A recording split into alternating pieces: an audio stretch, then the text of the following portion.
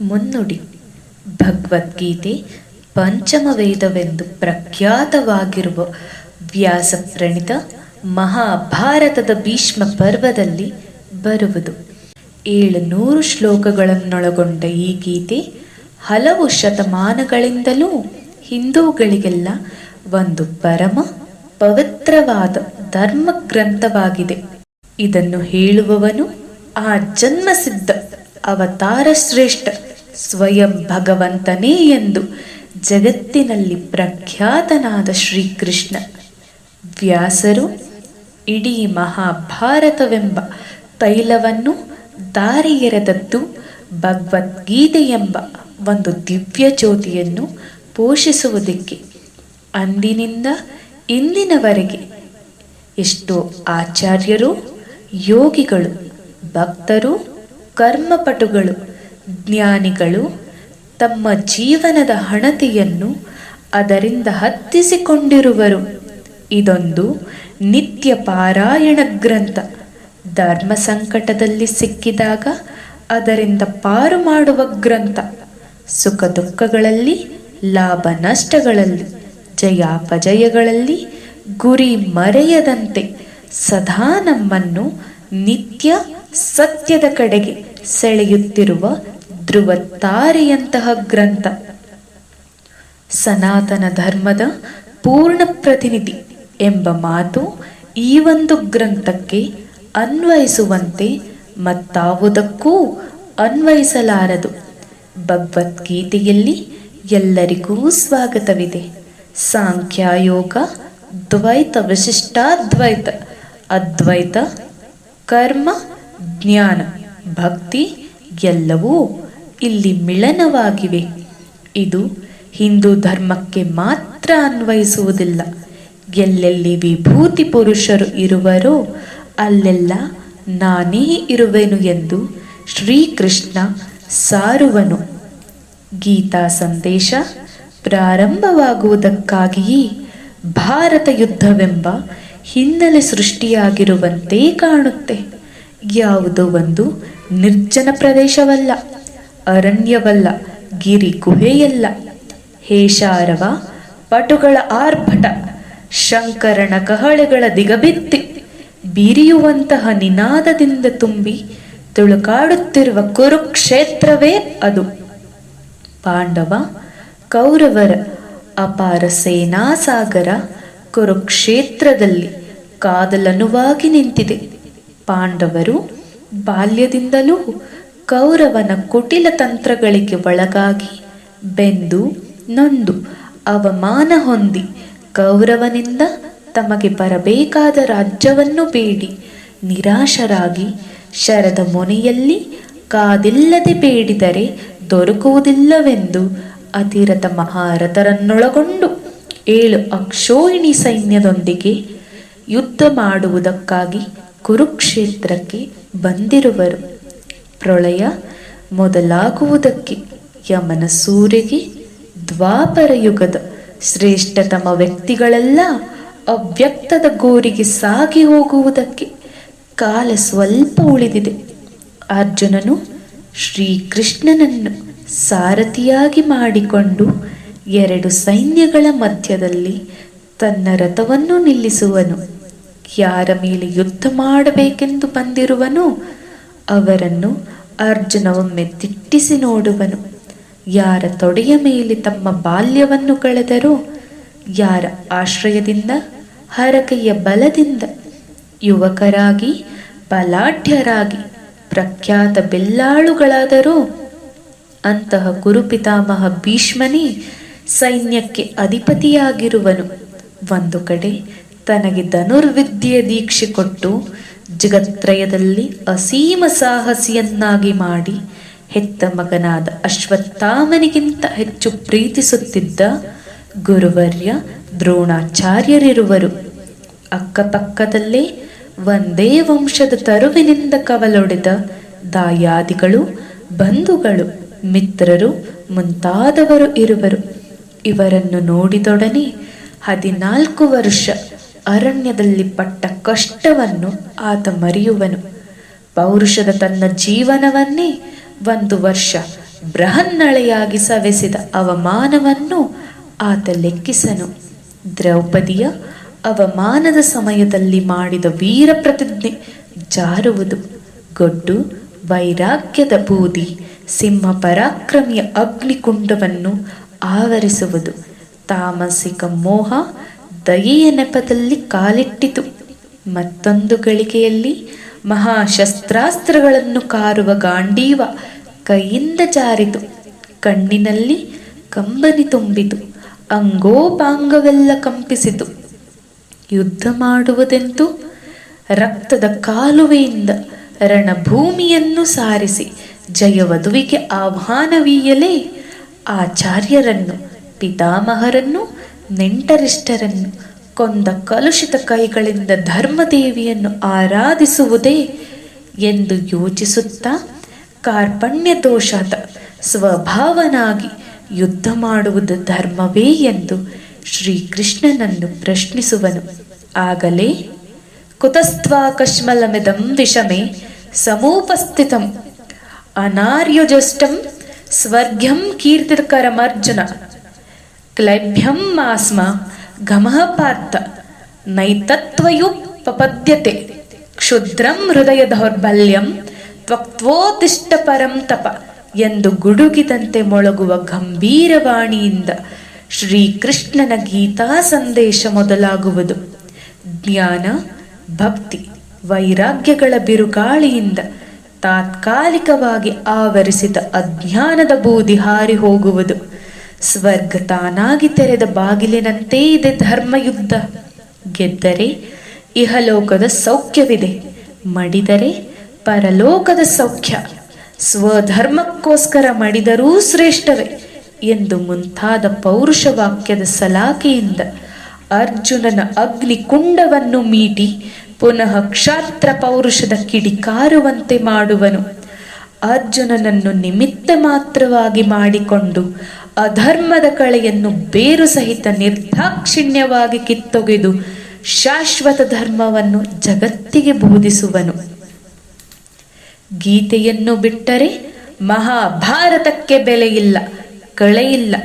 ಆದ ಕಾರಣವೇ ಹಿಂದಿನವರು ಗೀತೆಯನ್ನು ಕುರಿತು ಭಾರತ ತೈಲ ಪೂರ್ಣ ಪ್ರಜ್ವಾಲಿತೋ ಜ್ಞಾನಮಯ ಪ್ರದೀಪ ಎಂದು ಹೇಳಿರುವರು. ಇಡೀ ಮಹಾಭಾರತ ಗೀತೆ ಎಂಬ ನಂದಾದೀವಿಗೆಯನ್ನು ಹತ್ತಿಸುವುದಕ್ಕೆ ಇರುವ ತೈಲದಂತೆ. ಇದು ಎಲ್ಲ ಪಂಗಡಗಳಿಗೂ ತೆರೆದ.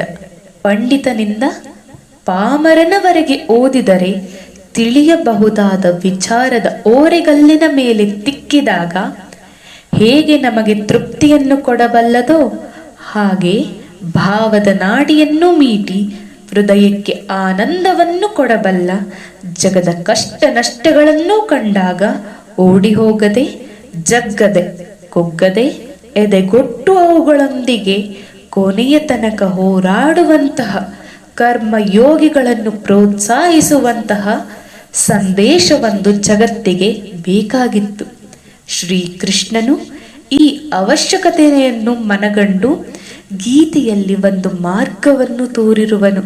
ಶ್ರೀಕೃಷ್ಣನು ಉಪನಿಷತ್ತುಗಳನ್ನು ಕೆಡಿಸಲಿಲ್ಲ, ಅವುಗಳ ಸಾರವನ್ನೆಲ್ಲ ಗೀತೆಯಲ್ಲಿ ಹುದುಗಿಸಿಟ್ಟಿರುವನು. ಆದ ಕಾರಣ ಉಪನಿಷತ್ತಿಗೆ ಇರುವ ಪ್ರಾಧಾನ್ಯವೇ ಗೀತೆಗೂ ಇರುವುದು. ಸರ್ವೋಪನಿಷತ್ತೋ ಗಾವೋ ದೊಗ್ಧ ಗೋಪಾಲನಂದನಃ ಎಂದಿರುವರು. ಗೀತೆಯ ಪ್ರತಿಯೊಂದು ಅಧ್ಯಾಯದ ಕೊನೆಯಲ್ಲಿ ಇತಿ ಶ್ರೀಮದ್ ಭಗವದ್ಗೀತಾಸ್ ಉಪನಿಷತ್ಸು ಎಂದು ಹೇಳಿದೆ. ಆದರೆ ಇದು ಉಪನಿಷತ್ತಿಗಿಂತಲೂ ಸುಲಭ. ಶ್ರೀಕೃಷ್ಣನು ಮಾತನಾಡುತ್ತಿರುವಾಗ ಅರ್ಜುನನು ಮಾತ್ರವಲ್ಲ ಇರುವುದು. ಅರ್ಜುನ ಮಾನವ ಕೋಟಿಯ ಒಬ್ಬ ಪ್ರತಿನಿಧಿ. ಆತನೊಂದು ನಿಮಿತ್ತ ಮಾತ್ರ. ಇಡೀ ಜಗತ್ತ ಬದ್ಧ ಜೀವಿಗಳಿಗೆ, ದುಃಖಿಗಳಿಗೆ, ನಿರಾಶ್ರಿತರಿಗೆ, ಸಂಶಯ ತುಮುಲದಲ್ಲಿ ಸಿಕ್ಕಿ ನರಳುತ್ತಿರುವವರಿಗೆ ಅರ್ಜುನನ ಮೂಲಕ ಸಂದೇಶ ಬರುತ್ತದೆ.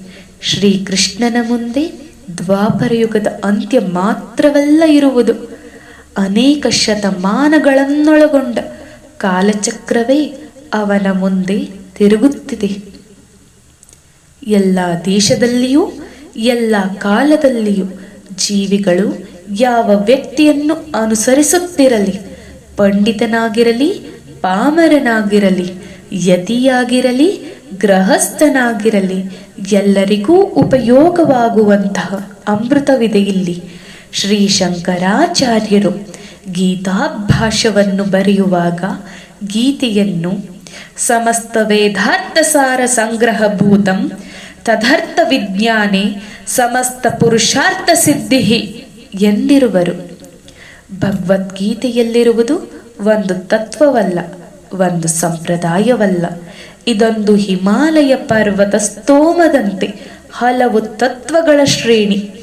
ಇಲ್ಲಿ ಅತಿ ಮುಖ್ಯವಾದ ದ್ವೈತ, ಅದ್ವೈತ, ವಿಶಿಷ್ಟಾದ್ವೈತ ಎಂಬ ಮುಖ್ಯ ನದಿಗಳು ಉದ್ಭವಿಸಿ ಹರಿದು ಭಗವಂತನೆಂಬ ಮಹಾಸಾಗರವನ್ನು ಸೇರುವುವು. ಇಲ್ಲಿ ಇರುವುದು ಒಂದು ಯೋಗವಲ್ಲ, ಜೀವಿಯ ಯುಕ್ತಿ, ಭಕ್ತಿ, ಶಕ್ತಿಗಳನ್ನು ಪ್ರಚೋದಿಸುವುದಕ್ಕೆ ಯಾವ ಯಾವ ಸಂದೇಶಗಳು ಬೇಕೋ ಅವೆಲ್ಲ ಇಲ್ಲಿರುವವು. ಆ ಮಿಶ್ರವನ್ನು ಯಾವುದಾದರೊಂದು ಹೆಸರಿನಿಂದ ಕರೆಯಬಹುದು ಅಥವಾ ಕರೆಯದೇ ಇರಬಹುದು. ಭಕ್ತರು ಬೇಕಾದರೆ ಸಾಕಾರವನ್ನು ಆರಾಧಿಸಬಹುದು, ಜ್ಞಾನಿಗಳು ನಿರಾಕಾರವನ್ನು ಧ್ಯಾನಿಸಬಹುದು. ಅವನೆಲ್ಲೆಡೆಯಲ್ಲಿಯೂ ಇರುವನು. ಅವನಿಚ್ಛೆಯಿಂದ ವಿಶ್ವ ಚಿಮ್ಮಿ ಬಂದಿದೆ. ಅವನೊಲುಮೆಯಿಂದ ಇದು ಬೆಳೆಯುತ್ತಿದೆ. ಅವನ ಮುನಿಸಿನಿಂದ ಇದು ನಾಶವಾಗುವುದು. ಎಲ್ಲೆಡೆಯಲ್ಲಿಯೂ ಅವನ ಕಾಲುಗಳೇ, ಎಲ್ಲೆಡೆಯಲ್ಲಿಯೂ ಅವನ ಕೈಗಳೇ, ಎಲ್ಲೆಡೆಯಲ್ಲಿಯೂ ಅವನ ಶಿರಸುಗಳೇ. ಇಷ್ಟೇಕೆ, ಅನಂತ ತಾರೆ ನಿಹಾರಿಕೆಗಳನ್ನೊಳಗೊಂಡ ಬ್ರಹ್ಮಾಂಡವೆಲ್ಲವೂ ಅವನ ಒಂದು ಅಂಶದಿಂದ ಆಗಿದೆ.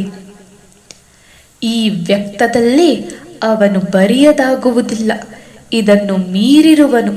ಯಾವ ಹೆಸರಿನಿಂದ ಬೇಕಾದರೂ ಅವನನ್ನು ಕರೆಯಬಹುದು, ಯಾವ ರೂಪದಿಂದ ಬೇಕಾದರೂ ಅವನನ್ನು ಆರಾಧಿಸಬಹುದು, ಯಾವ ಭಾವದ ಮೂಲಕವಾಗಿ ಬೇಕಾದರೂ ನಾವು ಸಂಬಂಧವನ್ನು ಕಲ್ಪಿಸಿಕೊಳ್ಳಬಹುದು.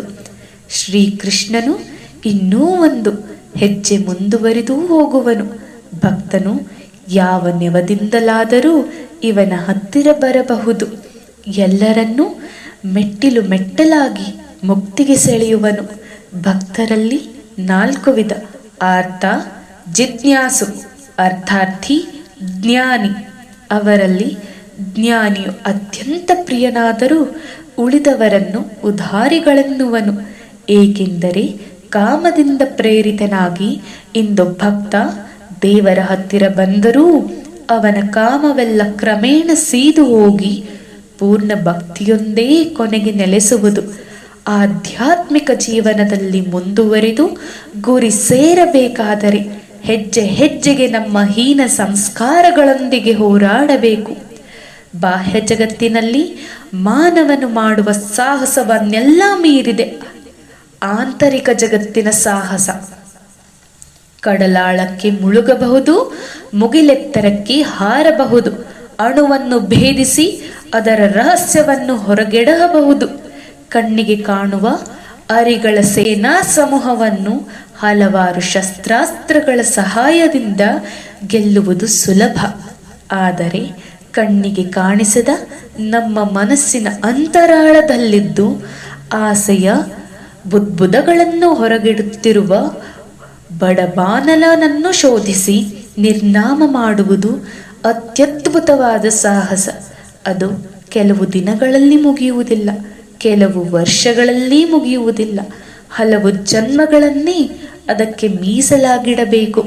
ಕೈಯಲ್ಲಿರುವ ಸುಖವನ್ನು ಬಿಟ್ಟು ಮುಂದೆ ಸಿಕ್ಕಬಹುದಾದ ಅನಂತವಾದ ಆನಂದಕ್ಕೆ ಕಾದು ಕುಳಿತಾಗ ಆ ಸುಖವು ಇದೆಯೋ ಇಲ್ಲವೋ ಎಂಬ ಹಲವಾರು ಸಂಶಯಗಳು ನಮ್ಮನ್ನು ಮುತ್ತುವುವು. ಅರ್ಜುನನೂ ಕೂಡ ಈ ಪ್ರಶ್ನೆಯನ್ನೇ ಎತ್ತುವನು. ಅದಕ್ಕೆ ಶ್ರೀಕೃಷ್ಣನ ಭರವಸೆ ಇದು: ಪಾರ್ಥ ನೈವೇಹನಾಮುತ್ರ ವಿನಾಶಸ್ತಸ್ಯ ವಿದ್ಯತೆ ನ ಹಿ ಕಲ್ಯಾಣಕೃತ ಕಶ್ಚಿತ ದುರ್ಗತಿಂ ತಾತ ಗಚ್ಚತಿ. ಎಲೈ ಅರ್ಜುನ, ಯೋಗಭ್ರಷ್ಟನಿಗೆ ಇಹದಲ್ಲಾಗಲಿ ಪರದಲ್ಲಾಗಲಿ ವಿನಾಶವಿಲ್ಲ. ಏಕೆಂದರೆ ಕಲ್ಯಾಣ ಕಾರ್ಯಗಳನ್ನು ಮಾಡುವ ಯಾವನು ಅಧೋಗತಿಯನ್ನು ಹೊಂದುವುದಿಲ್ಲ. ಎಲ್ಲ ಸಾಧಕರಿಗೂ ನವಸ್ಫೂರ್ತಿಯನ್ನು ಕೊಡುವ ಸಂದೇಶವಿದು. ಶ್ರೀಕೃಷ್ಣನ ಬೋಧನೆಯಲ್ಲಿ ಅಧಿಕಾರ, ಅನುಭವ, ವಿಚಾರ ಇವುಗಳ ಒಂದು ಸಾಮರಸ್ಯ ನಮಗೆ ತೋರುವುದು. ಶ್ರೀಕೃಷ್ಣನು ಸ್ವಯಂ ಅವತಾರ ಪುರುಷನಾಗಿದ್ದರೂ, ಆ ಜನ್ಮಸಿದ್ಧ ಪುರುಷನಾದರೂ ಬೋಧಿಸುವಾಗ ಹಿಂದಿನ ಋಷಿಗಳು ತನ್ನಂತೆಯೇ ಹೇಳಿರುವರು, ಹಿಂದಿನ ಧರ್ಮ ಗ್ರಂಥಗಳು ಅದನ್ನೇ ಸಾರುವವು ಎಂದು ಪ್ರಮಾಣಕ್ಕೆ ಹಿಂದಿನವರ ಅನುಭವಗಳನ್ನು ತರುವನು. ಹಿಂದಿನವರನ್ನೆಲ್ಲ ಧಿಕ್ಕರಿಸಿ ಅವರೇನೂ ಕಂಡಿಲ್ಲ, ನಾನೇ ಅದನ್ನು ಮೊದಲ ಬಾರಿ ನೋಡಿರುವುದು ಎಂದು ಹೆಮ್ಮೆ ಕೊಚ್ಚಿಕೊಳ್ಳುವುದಿಲ್ಲ. ಹಿಂದಿನವರಿಗೆ ಗೌರವ ತೋರುವುದು ಇಂದಿನ ಕಿರಿಯರ ಒಂದು ಹಿರಿಯ ಗುಣ. ಅರ್ಜುನನ ಸಂಶಯವನ್ನು ಕೇವಲ ಹಿಂದಿನವರ ಅಧಿಕಾರವಾಣಿಯಿಂದ ಮಾತ್ರ ಹೋಗಲಾಡಿಸಲಿಲ್ಲ, ಪ್ರತ್ಯಕ್ಷವಾದ ಅನುಭವವನ್ನೂ ಕೊಡುವನು. ಅನುಭವ ಕೊಟ್ಟ ಮೇಲೂ ಶ್ರೀಕೃಷ್ಣನು ವಿಚಾರವನ್ನು ಬಿಡಲಿಲ್ಲ, ಅಥವಾ ತಾನು ಹೇಳುವುದನ್ನೇ ಇವನು ಮಾಡಬೇಕೆಂದು ಬಲತ್ಕರಿಸಲೂ ಇಲ್ಲ. ಗುಹ್ಯವಾದ ಜ್ಞಾನವನ್ನು ನಿನಗೆ ಹೇಳಿದೆ, ಈಗ ನಿನಗೆ ಹೇಗೆ ತೋರುವುದೋ ಹಾಗೇ ಮಾಡು ಎಂದು ಅವನ ಪಾಲಿಗೆ ಬಿಡುವನು. ಶ್ರೀಕೃಷ್ಣನಂತಹ ಸೂಕ್ಷ್ಮಮತಿಯ ಉದಾರ ಚಿತ್ತದ ಅತಿ ಜಾಗರೂಕರಾದ ಸುಧಾರಕರು ಸಿಕ್ಕುವುದು ಬಹಳ ಕಷ್ಟ. ಅನೇಕ ವೇಳೆ ನಮ್ಮ ಕಣ್ಣ ಮುಂದೆ ಬಂದು ಹೋದ ಸುಧಾರಕರಲ್ಲಿ ಪರರಿಗಾಗಿ ಮರಗುವ ಹೃದಯವೇನೋ ಇದೆ, ಆದರೆ ಅವರಲ್ಲಿ ಸಹನೆ ಇಲ್ಲ. ಎಲ್ಲಿ ತಮ್ಮ ದೃಷ್ಟಿಯಿಂದ ಅದು ತಪ್ಪೋ ಅದನ್ನು ಖಂಡಿಸಿ ನಾಶ ಮಾಡುವವರೆಗೂ ಅವರ ಚಿತ್ತಕ್ಕೆ ಶಾಂತಿ ಇಲ್ಲ. ಆದರೆ ಶ್ರೀಕೃಷ್ಣನು ಯಾವ ಮಾರ್ಗವನ್ನೂ ಖಂಡಿಸುವುದಿಲ್ಲ. ಅವನ ಎದುರಿಗೆ ಇಡೀ ಮಾನವ ಕೋಟಿಯ ವಿಕಾಸದ ಏಣಿ ಇದೆ. ಮಾನವನು ಪೂರ್ಣಾವಸ್ಥೆಗೆ ಬೆಳೆಯಬೇಕು, ಒಂದೇ ಸಲ ಮೇಲೆ ನೆಗೆಯುವುದಕ್ಕೆ ಆಗುವುದಿಲ್ಲ. ಹೂವು ಮಿಡಿಯಾಗಿ, ಕಾಯಾಗಿ, ಹಣ್ಣಾಗಬೇಕು. ನಮ್ಮ ಅವಸರಕ್ಕೆ ಅದು ಒಂದು ಸ್ಥಿತಿಯನ್ನು ಬಿಟ್ಟು ಮತ್ತೊಂದು ಸ್ಥಿತಿಯನ್ನು ಪಡೆಯಲಾರದು.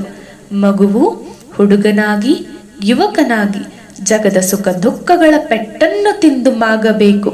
ಅಜ್ಞಾನಿಯೂ ಕೂಡ ನಾನಾ ಅನುಭವಗಳನ್ನು ಪಡೆದು ಜ್ಞಾನಿಯಾಗಬೇಕು.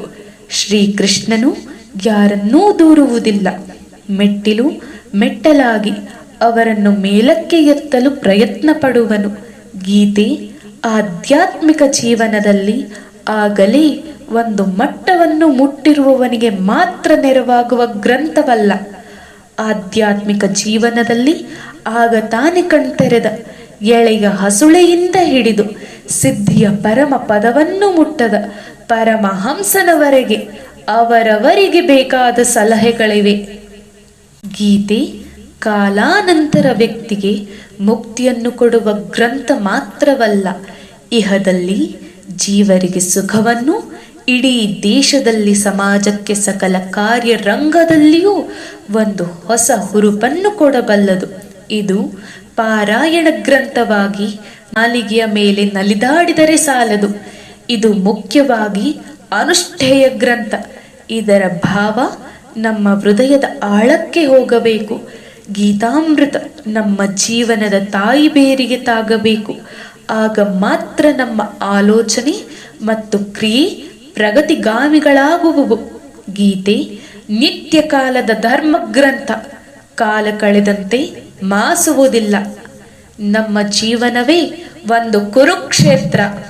ಎಲ್ಲ ಮಾನವರು ಅರ್ಜುನನಂತೆ ಬಾಹ್ಯ ಶತ್ರುವಿನೊಂದಿಗೆ ಯುದ್ಧ ಮಾಡದೇ ಇದ್ದರೂ ಬೇರೆ ಬೇರೆ ಕಾರ್ಯಕ್ಷೇತ್ರದಲ್ಲಿ ನಿರತರಾಗಿರುವಾಗ ಅರ್ಜುನನ ಮನಸ್ಸಿನಲ್ಲಿ ಯಾವ ಯಾವ ಪ್ರಶ್ನೆಗಳಿದ್ದವೋ, ಅವನು ಯಾವ ದುಃಖಕ್ಕೆ ಈಡಾದನೋ, ಅವನು ಯಾವ ಧರ್ಮ ಸಂಕಟಕ್ಕೆ ಒಳಗಾದನೋ, ಅದರಂತೆ ನಾವೆಲ್ಲರೂ ಒಂದಲ್ಲ ಒಂದು ದಿನ ಅನುಭವಿಸುವೆವು.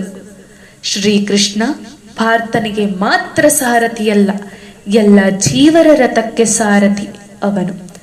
ಅವನನ್ನು ನಂಬಿ ನಮ್ಮ ಜೀವನ ರಥವನ್ನು ಮುಂದುವರೆಸಿದರೆ ನಮ್ಮನ್ನು ಸಂಶಯಗಳಿಂದ ಪರಿಹರಿಸಿ ಕಷ್ಟ ನಷ್ಟಗಳ ಕೋಟಲೆಯಿಂದ ಮೇಲೆತ್ತಿ ಶಾಶ್ವತ ಸಚ್ಚಿದಾನಂದವನ್ನು ನೀಡುವೆನೆಂದು ಭರವಸೆ ಕೊಟ್ಟಿರುವನು.